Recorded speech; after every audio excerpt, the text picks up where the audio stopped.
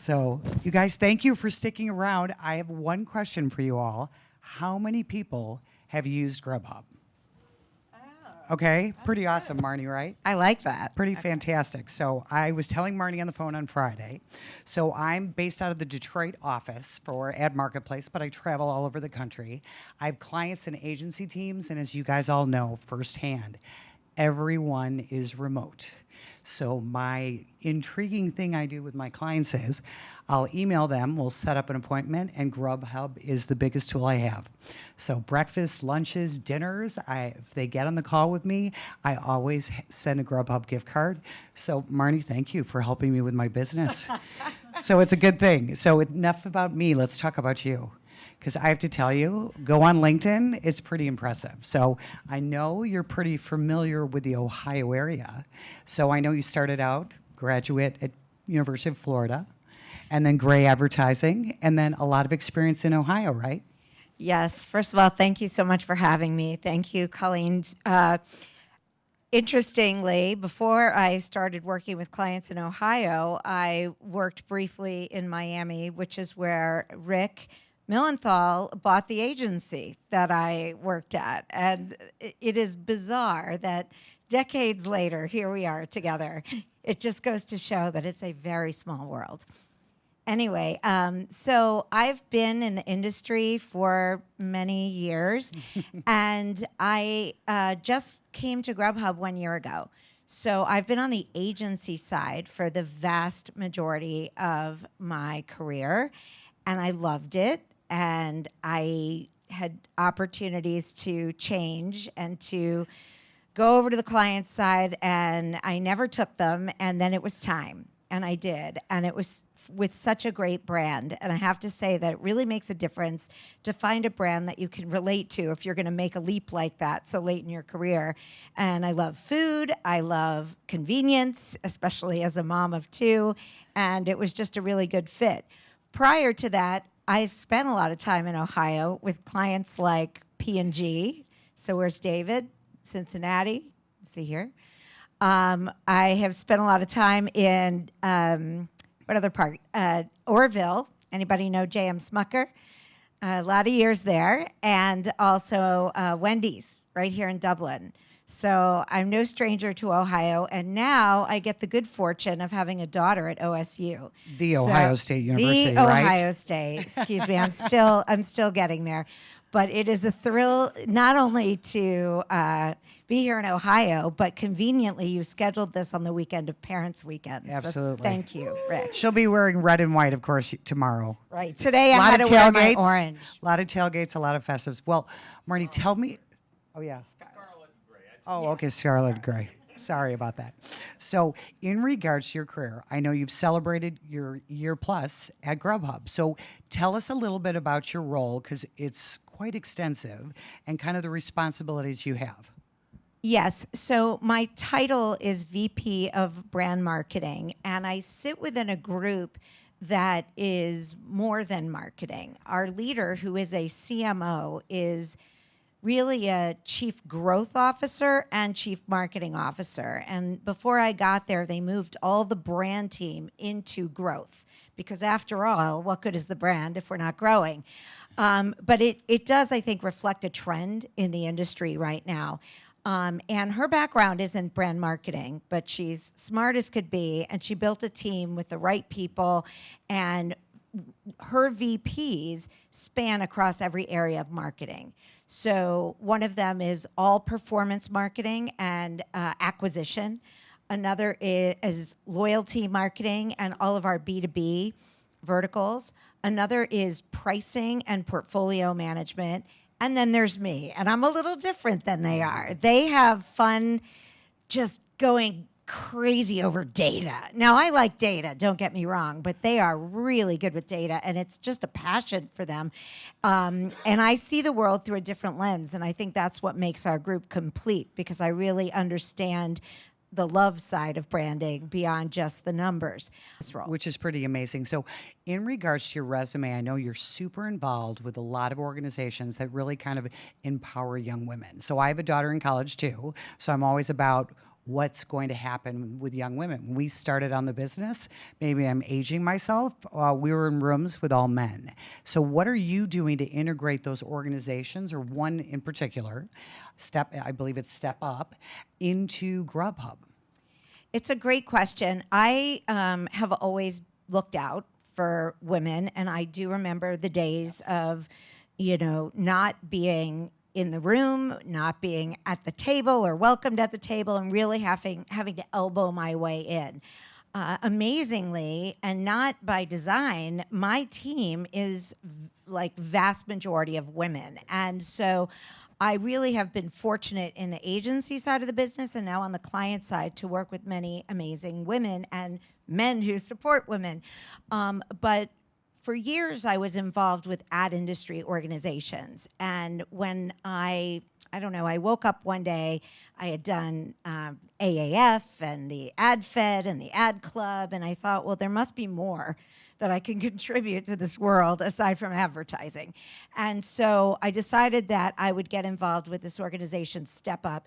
And it is a national organization that really focuses in on high school age girls who lack confidence. They lack financial wherewithal, for one, but they lack confidence. They lack role models in their communities, and they really need access. Think of all of you in this audience who've made a phone call to a friend on behalf of your kid or someone else's kid. They are smart and talented individuals, but what they lack is access. And so the idea behind Step Up is it's really group mentorship.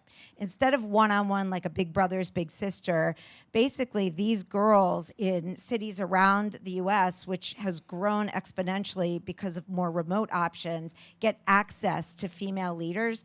They get to see what happens in offices like this. And it's a great experience for them, and it's working because they're leaving the path. It's sliding doors. They're leaving the path that is out there for them.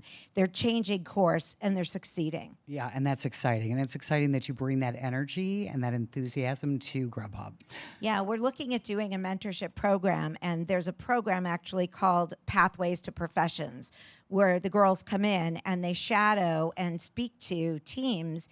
I did one with the girls when I started out with Step Up, and I remember we went to Spotify, and the guy who does all the algorithms spoke to them, and they were fascinated because they wouldn't imagine that this is a job that they could have to predict what kind of music people would listen to. Yeah, it's an exciting time. So talking about brand love, I know that you're kind of leading the charge when it comes to innovations at GrubHub. So can you share a little bit about some of the things that you feel are very innovative that you're bringing to the table? Yes. So there are a lot of things going on at GrubHub that I'm really excited about. One of the things that is pretty amazing has to do with Amazon. So anybody heard of them? Amazon? It's this little company. How many people in the room are Amazon Prime members? Pretty much everybody, right? How many people know that if you're an Amazon Prime member, you're a free GrubHub Plus member, which means you get $0 delivery? I see a hand over there. Okay. So you have to repeat that for us all. Okay. So if you're a Prime member, you can get $0 delivery, and the lawyers make me say it that way, but you know what I mean. $0 delivery on GrubHub, which means you don't pay those delivery fees just because you're a Prime member. So the fact that no one knows this is why I have my job. So that's bad news in a way, because the Amazon partnership started a number of years ago. However, back at that point, it was only a one-year deal. But I'm excited to say that just recently, this year, we launched that if you're an Amazon Prime member, you get perpetuity membership as long as you're a Prime member. So you are a GrubHub member as long as you're an Amazon Prime member, no year drop off. And even more than that, you can access GrubHub in the Amazon app, something that you probably also didn't know. In the same place you find the Whole Foods tile and the Amazon Fresh tile, and you can all keep me honest and check this, you will also find GrubHub. So now Pretty you know. awesome. Now you'll go. And this is a really important job. And somebody said it earlier. Just because you're doing it, and just because everybody in the company knows about it and there's tons of momentum, doesn't mean your consumer knows about it. And there's a lot of work to do, a lot of repetition, a lot of awareness driving. Yeah, and I love that. So I know we spoke about this, but can you tell us a little bit about the evolution of the brand? Because it's pretty super smart, and it's been a long time in the making. Well, you know, the brand was born 20 years ago. That's So it's an amazing. OG in the category. It was born in Chicago, you know, two guys in a dorm room sort of thing who came up with it. And it wasn't born as a delivery brand. It was born as an aggregator of menus because in the old days, the menus came in your mailbox and you stuck them in the junk drawer, and then when it was time to order, you had to search for your restaurant, or they would put them under your door. So that's how it started. It was actually 10 years in that the delivery part started. But the real benefit back then was to the restaurants, because all these restaurants who were out there, local restaurants, there were tons of people who didn't know that they could order from them. So that was the early days. The sort of second chapter in GrubHub was the acquisition of a small little delivery brand in New York City. Anybody know what it might be? Seamless. Ooh, you even said Seamless Web. You're definitely dating yourself. Just kidding. So Seamless was the OG of New York. So in the acquisition, GrubHub very smartly didn't lose the Seamless name because it was really well known, but eventually it is now Seamless by GrubHub, and it is co-branded. But it was separately branded for a long time and lived as sort of a portfolio, if you will. The third chapter happened about 3 years ago when one of the world's largest food delivery platforms, it's actually not just food, it's convenience platforms called Just Eat Takeaway, also known as Jet, bought GrubHub. And Jet is based out of Amsterdam. They are also a merger or an acquisition of Just Eat and Takeaway. Okay. Just Eat One. And basically, we all turned orange. So three big, you had the original brand look, which is very obscure for GrubHub. Then you had a rebrand that was all red. You may remember it. It was a big G and a big H. Now we are all lowercase except for the G, and we are orange. And we adopted the entire look and feel of Jet, which may sound a little crazy, but the scale is really valuable.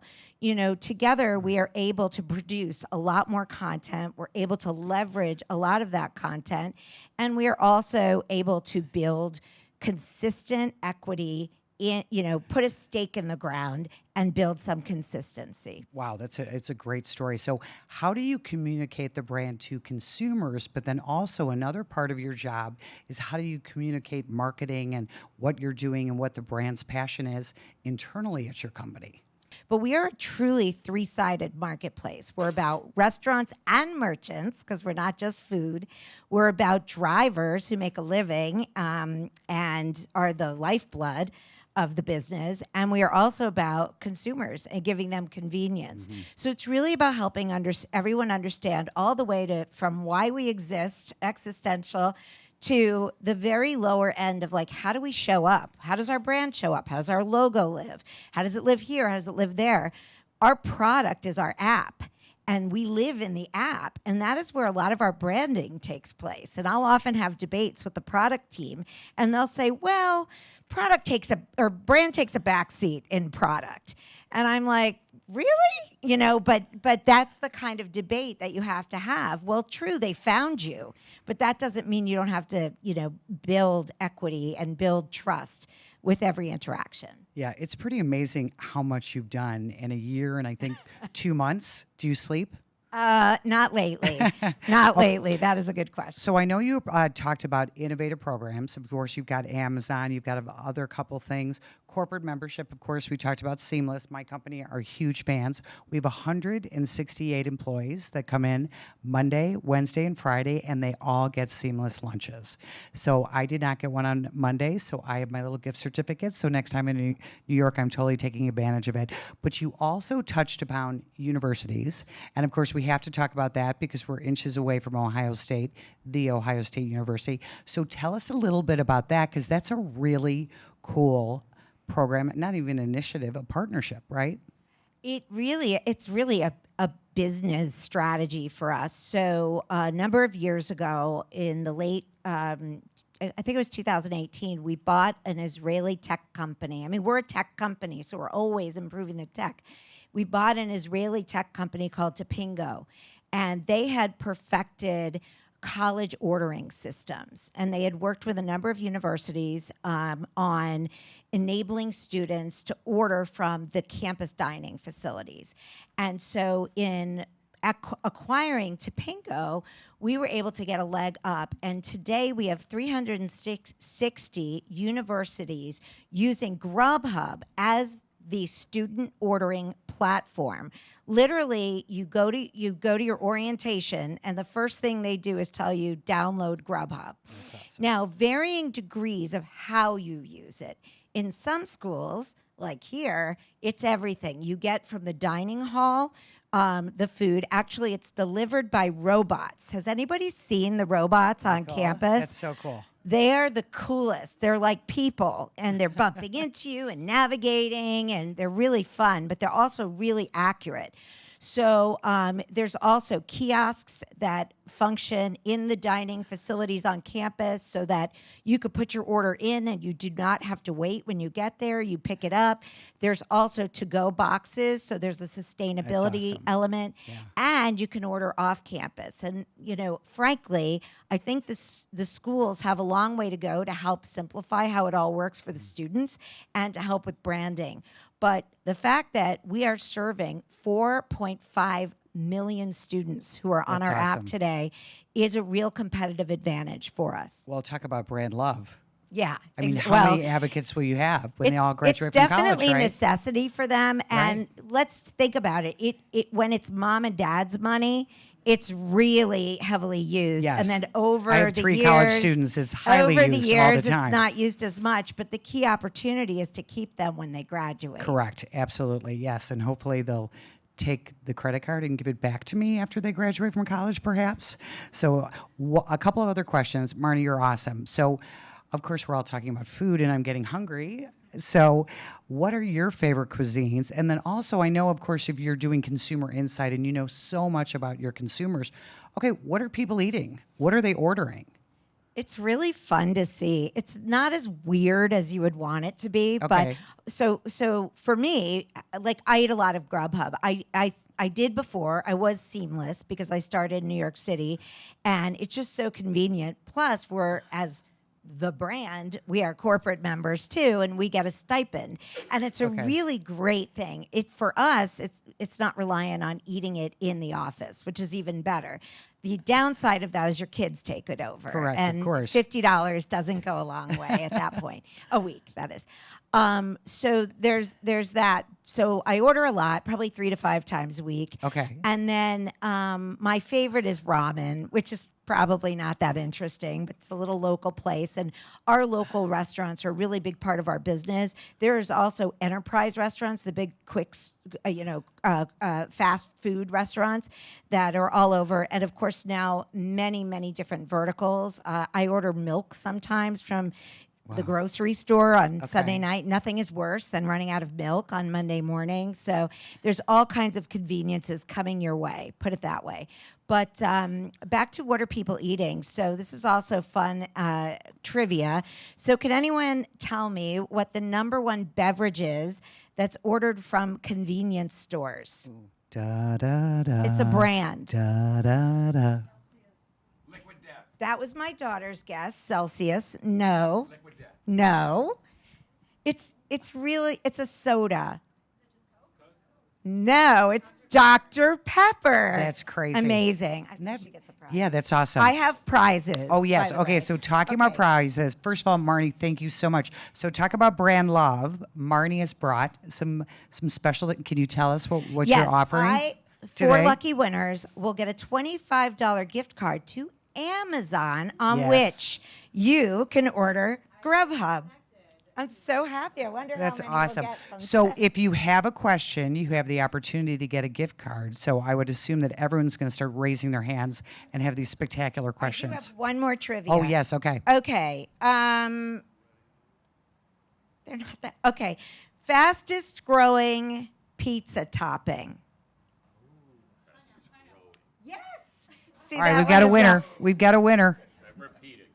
Fastest growing pizza topping is pineapple. And then I'll do one more. The most ordered late night food. Very close. No, you're hot. You're warm. What did she say? She said chicken wings. Close. You got the first word right. That's an obscure one. No, guys, chicken quesadillas. Oh, okay. That makes sense. It Anyway, makes a lot of this sense. is what the data tells us. So that's what people are ordering right now. All right. Okay. So any questions, because you are such a great wealth of information. So thank you so much. I've loved spending time with you. So any questions? Oh, you're good? Okay. Okay, so you mentioned you've only been with GrubHub for a year, but I'm curious from your perspective how the company took what happened during COVID and like the rise of people, stuck at home, not wanting to make food at home, ordering from people like GrubHub. How do you kind of take that lightning in a bottle and continue it on when people are now tired of eating at home, they want to go out or they want to make food, kind of returning to eating at home again? It's a great question. I think there was just an artificial inflation of the category. I mean, everybody was ordering in, and there was growth throughout the category for that. There was exceptional growth in the suburbs. So if you think about the different delivery platforms, they have strongholds in different areas. We've traditionally been in the cities, New York, Chicago. We have some key cities where we're strongest just based on our history, and people evacuated the cities, right? So there was changes in behaviors, some that worked to our advantage and actually some that didn't. But at the end of the day, there's a natural attrition that takes place after an event like COVID. And then it's really just a matter of, when the dust settles, what are people looking for? And you know what people are looking for in this category? Everything and when they want it. And that's been the biggest change post-COVID, is that all the delivery platforms are moving toward delivering flowers, delivering, pharmacy, delivering pet food, delivering alcohol. But it's important for them to understand and value it, and that goes back to really reinforcing the work the drivers are doing to get there. I mean, in the rain, the snow, the elements, the plague. I mean, they really are going above and beyond. And I think there's a greater need at large to put value on the hard work. And we are working on some social programs, social campaigns to really shine a light on the work that they do. Yeah, that's great messaging. Marnie, you're the bomb. You're the bomb. I love her. Thank you for your You question. guys, thank you. I It's really 4 appreciate o'clock. I think your, this is the best way attention. to conclude. This is awesome. Thank you. The bomb. Give my card to the smartest